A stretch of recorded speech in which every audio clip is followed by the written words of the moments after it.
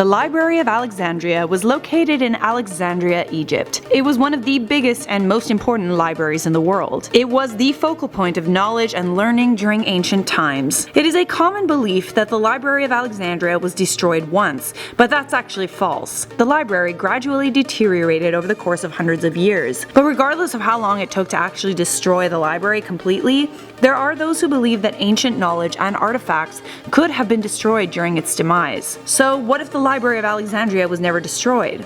That's the question we're asking right now on Life's Biggest Questions. Hello and welcome back to Life's Biggest Questions, the channel that asks the fundamental questions of life.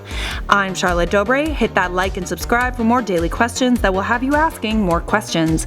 And make sure you stick around until the end of the video where we respond to users' comments. Before I get into this video, I should tell you that it's actually a myth that the Library of Alexandria was destroyed in one fire.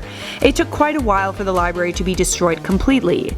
Named after Alexander the Great, at the height of its glory, it's believed it housed over 500,000 documents and scrolls. 100 staff maintained the library and its contents.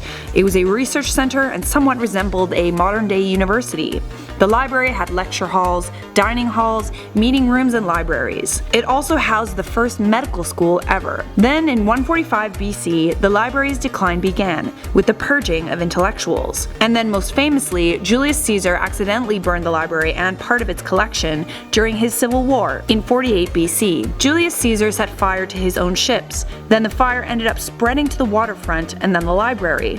Historians don't know how much of the contents of the library were destroyed as a result of this fire, but according to 1st century AD Roman playwright and Stoic philosopher Seneca the Younger, the fire started by Caesar destroyed 40,000 scrolls from the Library of Alexandria. Plutarch and Cassius Dio also wrote that Caesar destroyed the library, but other historians say the fire only destroyed the fleets and some of the houses near the sea. Whatever happened, the Library of Alexandria was not completely destroyed by Caesar. The library either survived partly or was rebuilt shortly after, because there are records of scholars having access to it around 20 BC. During the Roman period, the Great Library got progressively worse because of lack of funding and support. Between 2070 to 275 AD, there was a rebellion in Alexandria which probably resulted in the complete destruction of the library, or whatever was left of it. It's widely believed that the destruction of the Library of Alexandria could have set back the progress of human civilization by 1,000 years. All ships that came to the harbor of Alexandria were required to hand over their books so that scribes at the library could make copies. Needless to say, there were a lot of important documents held at the Library of Alexandria. The library was essentially a collection of thousands of documents. Many of the documents were historical in nature. But how important were those documents really to civilization? Did the burning of Alexandria really set back civilization by 1,000 years? Well, the short answer is we just don't know. Maybe some of the documents did burn when Caesar accidentally set the library on fire, but we don't know how many of these documents were destroyed or how important they were. It should also be noted that the Library of Alexandria wasn't the only prestigious library of ancient times. It was the most famous and the largest, sure, but the Library of Pergamum probably housed just as many important scrolls. Many of the texts that were housed at the Library of Alexandria probably existed in several other libraries across the Mediterranean. In short, there were copies of many of the important scrolls. When the Library of Alexandria was destroyed, it meant that those scrolls were no longer as easily accessible because they weren't all housed in one place. But that doesn't mean they didn't exist elsewhere. That being said, the library did house important ideas and medical techniques that were gathered over thousands of years. Modern medicine could have made its way into the hands of people around the world far sooner. Who knows how many lives could have been saved by advanced medical knowledge that might have been lost when the Library of Alexandria was destroyed. Furthermore, almost all writings of Hipparchus, who was the father of astronomy, are lost. Could scrolls containing his work have existed within the Library of Alexandria? Possibly. There's also plenty of mathematical knowledge that has been lost as well. Practically everything before Euclid doesn't exist anymore.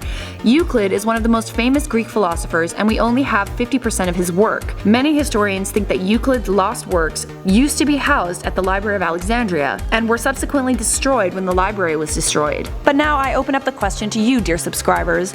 How do you think the world would be different if the Library of Alexandria was never destroyed?